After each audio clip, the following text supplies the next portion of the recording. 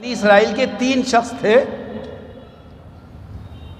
اور تینوں ایک دفعہ ایک راستے سے گزر رہے، طوفان آ گیا، وہ ایک غار میں گئے، اللہ کی طرف سے غار کا دروازہ بند ہو گیا ایک بڑے پتھر سے۔ یہ اللہ کے رسول فرما رہے ہیں کہ بنی اسرائیل کے 3 شخص تھے، بہت کوشش کی تینوں نے غار کا دروازہ کھل جائے، نہیں کھلا۔ اب آپس میں مشورہ کیا کیا کریں، پتھر بہت بڑا ہے، دروازہ نہیں کھل رہا، کیا آپس میں عمل پیش کرو؟ اللہ اعمال قبول کرتے ہیں، راستہ بتا دیتے ہیں، عمل پیش کرو۔ کہ سب سے پہلے نے کائے کا عمل پیش کیا؟ معاملات کا، دوسرے نے معاشرت کا، تیسرے نے اخلاقیات کا۔ پہلے نے معاملات کا اپنا عمل پیش کیا کہ اللہ میں ایک شخص کو اجرت پر لے کر آیا اپنے کام کے لیے۔ یہ معاملہ تھے، لین دین صاف، اور آج ہمارے لین دین خراب، کہ میں اجرت پر لایا اس کو کہ میرا کام کر دے، اس نے کام کیا، شام تک پورا کام کیا، بنا اجرت لیے چلا گیا۔ میں اس کو ڈھونڈتا رہا کہ اس نے اجرت تو لی نہیں، چلا گیا۔ میں نے اس کے جو اجرت کے پیسے تھے ان کو سنبھال کر اٹھا کر رکھ دیا، میں انتظار میں رہا، وہ نہیں آیا تو میں نے اس کے اجرت کے پیسوں کو تجارت میں لگا دیا۔ اللہ نے اس کی تجارت میں اتنی برکت عطا فرمائی اس رقم میں کہ اتنی 1000 بکریاں، اتنے 1000 اونٹ اور اتنی فصلیں، اتنا سب ہو گیا۔ کئی مدتوں کے بعد وہ شخص واپس آیا اور اس نے آ کر کہا کہ میری اجرت، کئی مدت کے بعد میری اجرت، وہ جو میں نے محنت کی تھی، وہ رقم دو۔ اس نے کہا یہ اتنی 1000 بکریاں، یہ اتنے 1000 اونٹ، اور یہ اتنے غلے کے ڈھیر، یہ سب تیری اجرت ہے۔ اس نے کہا مذاق کرتے ہو، میں نے تو تھوڑی سی محنت کی تھی، تھوڑی اجرت ہوتی ہے، اتنا ڈھیر دے رہے ہو؟ کہاں، وہ تیری اجرت کے پیسے کو میں نے لگا دیا تجارت میں، اللہ نے اس سے اتنی برکت دی، یہ سارا تیرا ہے، لے لے۔ اور وہ بھی اللہ کا بندہ اتنا بھولا تھا، سب لے کے چلا گیا۔ ہاں یہ بھی نہیں چھوڑا، جی کیوں مذاق کرتے ہو، تھوڑا ہی دے دو، نہ میرا ہے تو میں لے کے جاؤں گا، یہ حق ہے، سارا لے گیا۔ فوراً کہا یا اللہ یہ عمل خالص تیرے لیے تھا، تو ہمارے لیے راستہ کھول دے۔ چٹان تھوڑی سی سرک گئی۔ اب دوسرے سے کہا تم عمل پیش کرو۔ دوسرے نے اخلاق کی لائن کا، یہ تو معاملہ تھا، پورا مال ادا کر دیا، صدیوں بعد بھی کیوں نہ آئے، جو حق ہے وہ ادا کیا جائے گا۔ اور تیسرا معاملہ، دوسرا معاملہ کائے کا تھا؟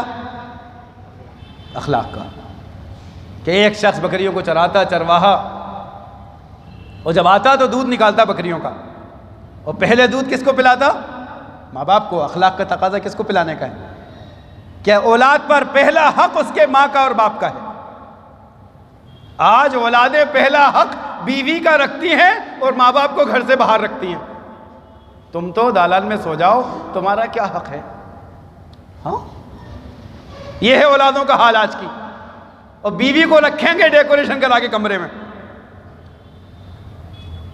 تمہارے اوپر حق ہے بیوی کا، تم رکھو، باپ کو خالی کر کے، ماں کو خالی کر کے، باہر کرا کے،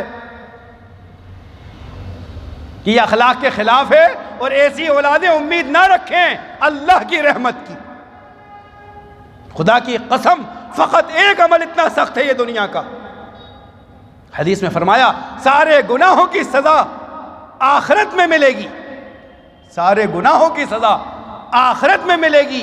یہ ایک عمل ایسا ہے ماں باپ کے ساتھ بدسلوکی کا کہ بندہ مر نہیں سکتا جب تک اس کے گناہ کی سزا دنیا میں نہ بھگت لے۔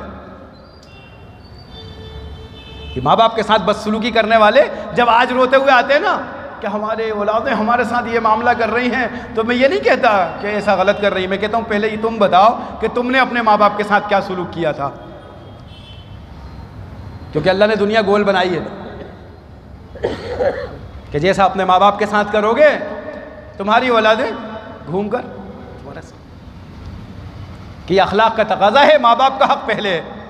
اور حدیث میں یہاں تک ہے کہ اگر تیرے والدین یہ کہیں کہ بیوی کو چھوڑ دے تو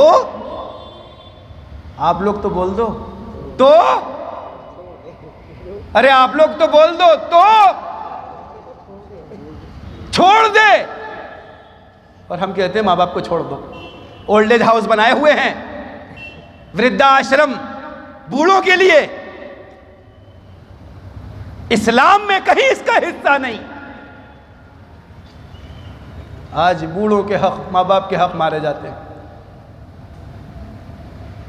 اور قرآن کہہ رہا ہے وَلَا تَقُلْ لَهُمَا اُفْ. خوبصورتی دیکھو قرآن کی, لفظ کیا ہے؟ اف. پھر آگے فرمایا وَلَا تَنْهَرْهُمَا. اف بھی مت کرو ماں باپ سے, اف. جتنا ہو سکے حق ادا کرو. کہ اللہ میرے تو اخلاقی طور پر بکریوں کو لاتا, دودھ لگاتا, پہلے ماں باپ کو پلاتا کہ ماں باپ کا حق ہے. آج اتنے پڑھ لکھ گئے ہیں ماشاءاللہ ہمارے انجینئر, ڈاکٹر, پروفیسر, کہ ماں باپ کا کیا حق ہوتا ہے. ہمیں کیا معلوم, ڈگری اصل ہے اور میڈم صاحبہ اصل ہے.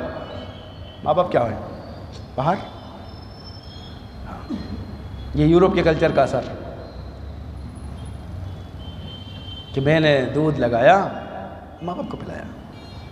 ایک رات میں تاخیر ہو گئی آنے میں نے پیالے میں دودھ بھرا, ماں باپ کے لیے پیش کرنے گیا تو سو گئے تھے. ہاں, کیا اس کے بعد میری بیوی کا حق ہے, میرے بچوں کا حق ہے؟ یہ نہیں کہا میں نے کہ چلو ماں باپ سو گئے ہیں ٹھیک ہے رکھ دو یہیں سرانے پی لیں گے. حق تو یہ بھی تھا نا, ایسے بھی ادا ہو جاتا. لیکن نہیں, کہ ساری رات پیالہ لے کر سرانے کھڑا رہا کہ شاید رات میں جاگ جائیں بھوک کی وجہ سے اور میں ان کو پلا دوں, اور ان کو پلا دوں تو پھر اپنی بیوی کو اور بچوں کو پلاؤں گا. کہ ساری رات ماں باپ سوتے رہے اور میں ان کے سرانے کھڑا رہا اور میرے بیوی بچے بھوکے سو گئے. اے اللہ, یہ عمل صرف تیری رضا کے لیے. اگر یہ عمل تجھے پسند ہو تو ہمارے لیے راستہ کھول دے. چٹان تھوڑی سی اور سرک گئی, قبول ہو گیا عمل. لیکن راستہ نہیں نکلا کیونکہ ابھی 3 پھنسے ہیں نا. یہاں ساری امت پھنسی ہے. راستہ چند کی دعا سے, چند کے بدلنے سے نہیں نکلے گا کہ 10 4 مہینے والے, 20 چلے والے اور 10 گشت کرنے والے بس اور پورے محلے کی نجات کے لیے کافی ہو جائیں. کہ سارے پھنسے ہوئے ہیں ایک غار میں اور راستہ کھلے گا سب کے عمل پر. ہاں, یہ ہے اسلام کی عمارت. کہ ایک نے معاملات کا دین پیش کیا اور ایک نے اخلاقیات کا دین پیش کیا. اب بچا معاشرہ جس میں ہم سب پھنسے ہوئے ہیں. جینس پہناؤ, ٹاپ پہناؤ, برقعے اتارو, بے حیائی کرو, عریانیت کرو, کلبوں میں جاؤ, شراب پیو, جوئے کھیلو, سٹے کھیلو, گانجے پیو. یہ سب معاشرہ ہے اور یہ معاشرہ گندہ کیا ہے ہم مسلمانوں نے. یہ بات الگ سے نہیں کہہ رہا کہ سارا دین مجموعہ ہے, سارا دین مجموعہ ہے. کہ اللہ میرے چچا زاد بہن, چچا کی لڑکی بڑی خوبصورت تھی کہ میں چاہتا تھا کہ اس سے خلوت اختیار کروں, پر وہ بڑی باحیا نیک پارسا عورت, تقوی والی, گوارا نہیں کرتی کسی غلط کی نگاہ مجھ پر پڑ جائے. جو نیک عورت ہوتی ہے وہ گوارا نہیں کرتی کبھی. اب جو بے حیا ہو جائے وہ جو جی چاہے کرے. اللہ کے رسول کی حدیث ہے کہ بے حیائی اختیار کر لو, پھر جو جی چاہے وہ کرو. کہ ساری چیزوں کا نچوڑ بے حیائی ہے اور سارے دین کا نچوڑ تقوی ہے. ساری برائیوں کی جڑ بے حیائی ہے. کہ بے حیا آدمی کچھ بھی کرتا ہے. کیا مفتی صاحب کا ڈر, کیا مولوی صاحب کا ڈر, کیا امام صاحب کا ڈر, کیا ابا کا ڈر, کیا اماں کا ڈر, کسی کا ڈر نہیں, کیونکہ بے حیا ہے. ابا کھڑے ہوں, اماں کھڑی ہوں, سگریٹ پھونک رہے ہیں, کائے کا ڈر. معاشرہ خراب ہو چکا ہے کیونکہ ماں بابا نے تربیت بھی ایسی دے رکھی ہے کہ پیو بیٹا سگریٹ بڑوں کے سامنے. اور ایک دور ایسا گزرا ہے پرانوں کا کہ ان کے سامنے کوئی بڑوں کے سامنے بیڑی سگریٹ تو دور کی بات, باہر کھڑا ہونا بھی عیب سمجھتے تھے. آج معاشرہ خراب کر دیا. بچے بھی بگڑ رہے ہیں, بڑے بھی بگڑ رہے ہیں, اولادیں بگڑ رہی ہیں, معاشرہ خراب. اور ذمہ دار ہم سب کہ اپنی اولادوں کی تربیت کی ذمہ داری ہماری خود کی ہے. کہ ماحول خراب, جب ہاں معاشرے کا مسئلہ ہے اور چچا زاد بہن ہے, چچا کی لڑکی, اور نکاح جائز ہے لیکن نیت خراب تھی, نکاح کرنا نہیں چاہتا تھا اور یہ پیسے والا تھا.